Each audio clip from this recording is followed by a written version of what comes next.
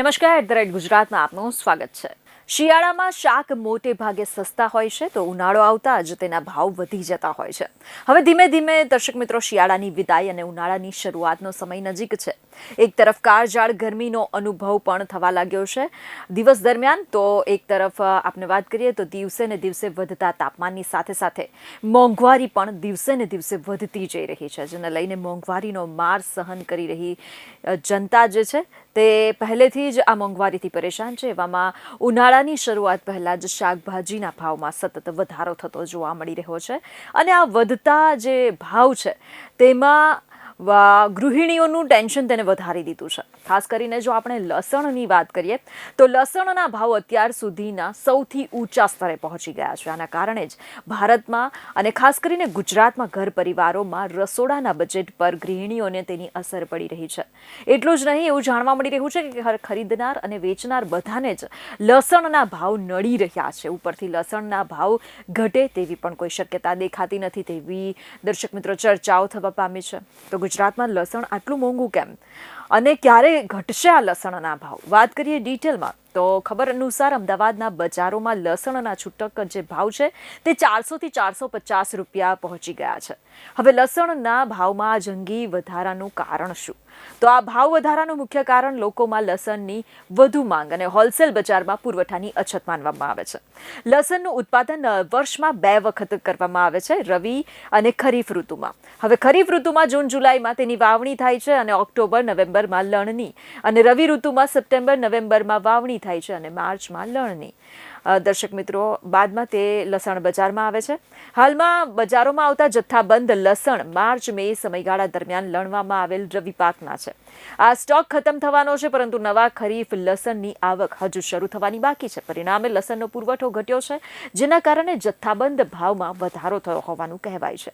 આપણે વાત કરીએ તો ખબર અનુસાર રાજકોટના લસણના એક વેપારી કે જેઓ રાજકોટ ચેમ્બર ઓફ કોમર્સના ડિરેક્ટર પણ છે, કિશોરભાઈ વઘાસિયા, તેમનું એમ કહેવું છે કે તેઓ લસણના પાક વિશે સમજાવતા એમ કહે છે, એવા અહેવાલ સામે આવ્યા છે કે નવું લસણ માર્ચમાં બજારમાં આવે તે પહેલાં જૂનું લસણ બજારમાં ખૂટી ગયું અને આના લીધે લસણની ડિમાન્ડ વધતી રહી અને પુરવઠો ખૂટી ગયો। આમ તો ડિસેમ્બરમાં લસણના ભાવ વધતા જ હોય છે, કારણ કે આ સમયે જથ્થો સૌથી ઓછો હોય છે, પરંતુ આ વર્ષે ભાવ ઘણો વધારે વધ્યો છે।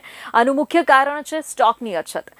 ઉપરથી આ વર્ષે ઉત્પાદન પણ ઘટવાની આશંકા છે, કારણ કે ગુજરાત ખેતી કચેરીના સત્તાવાર આંકડા સૂચવે છે કે ગુજરાતમાં છેલ્લા 3 વર્ષમાં લસણના ઉત્પાદનનો સરેરાશ જે વિસ્તાર છે તે 21,111 હેક્ટર હતો। 2023-24ની રવિ સિઝનમાં તે ઘટીને 17,143 હેક્ટર થઈ ગયું છે।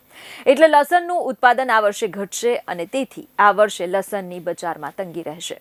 તેમનું વધુમાં કહેવું છે કે કમોસમી વરસાદના અને ધુમ્મસના કારણે લસણના પાકની ગુણવત્તા બગડે છે અને લસણ સંકોચાયેલું પાકે છે, જેના કારણે ખેડૂતને પાકનું વળતર ઓછું મળે છે અને આ વર્ષે કમોસમી વરસાદના કારણે પાકની ગુણવત્તાને પણ અસર થશે। ઉપરથી આ વર્ષે ભારતભરમાં વરસાદ ઓછો રહ્યો અને પાણીની પણ ખૂબ જ ખેંચ રહી છે, જેના કારણે ઉત્પાદન ઓછું થશે। હવે લસણને સ્ટોક કેમ ન કરી શકાય? જો આપને એ સવાલ હોય તો આપણે વાત કરીએ કે લસણ ડુંગળીની જેમ એક પાણીવાળી વસ્તુ છે, તેથી તે સુકાઈ જાય છે અને તેનો લાંબા સમય સુધી સ્ટોક થઈ શકે એમ નથી। જ્યારે પાણી સુકાઈ જાય એટલે તેનું વજન ઘટી જાય છે અને ખેડૂતને વળતર ઓછું મળે છે। દાખલા તરીકે 100 કિલો લસણ સુકાય એટલે વજન જો 80 કિલો થાય તો ખેડૂતને 20 કિલોના ભાવનું નુકસાન થાય। લસણની જીવન રેખા 6 થી 8 મહિનાની હોય તેમ કહેવાય છે।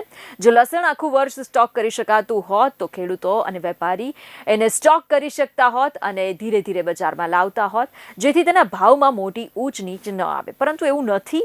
એટલે તેની જેવી જ લણણી થાય ખેડૂત તેને બજારમાં વેચી દે છે। જ્યારે લસણની લણણી થાય ત્યારે તેના ભાવ ખૂબ જ નીચે આવી જાય છે અને સ્ટોક પતે એટલે ભાવ વધી જતા હોય છે। લસણનો ભાવ હવે આખરે ક્યારે ઘટશે તેના પર નજર કરીએ તો કહેવાય છે કે નવો સ્ટોક જ્યાં સુધી બજારમાં નહીં આવે ત્યાં સુધી લસણના ભાવ નહીં ઘટે। ખબર અનુસાર આ વર્ષે વરસાદ મોડો શરૂ થયો હતો અને તેથી વાવણી પણ 1 મહિનો મોડી શરૂ થઈ હતી।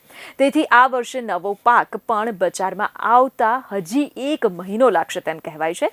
હવે લસણનો ભાવ ક્યારે ઘટશે તેના પર નજર કરીએ તો કહેવાય છે કે નવો સ્ટોક જ્યાં સુધી બજારમાં નહીં આવે ત્યાં સુધી લસણના ભાવ ઘટશે નહીં. ખબર અનુસાર આ વર્ષે વરસાદ મોડો શરૂ થયો હતો અને તેથી વાવણી પણ 1 મહિનો મોડી શરૂ થઈ હતી. તેથી આ વર્ષે નવો પાક પણ બજારમાં આવતા હજી 1 મહિનો લાગશે તેમ કહેવાય છે. તેથી હજુ 1 મહિના સુધી ભાવ ઉતરવાની સંભાવના ઓછી કહેવાઈ રહી છે. તમને જણાવી દઈએ કે લસણનું મુખ્યત્વે ગુજરાતમાં સૌરાષ્ટ્ર, કચ્છ, ઉત્તર ગુજરાત અને થોડુંક મધ્ય ગુજરાતમાં પણ ઉત્પાદન થતું હોય છે. લસણના આ બધા મુખ્ય ઉત્પાદક વિસ્તારોમાં આ વર્ષે કમોસમી વરસાદ, કાળઝાળ ગરમી અને ઓછી ઠંડી રહી છે અને તેથી તેનું ઉત્પાદન ઘટ્યું છે તેમ કહેવાઈ રહ્યું છે. બીજી અનેક ખબરો સાથે ફરી મળીશું. ધન્યવાદ.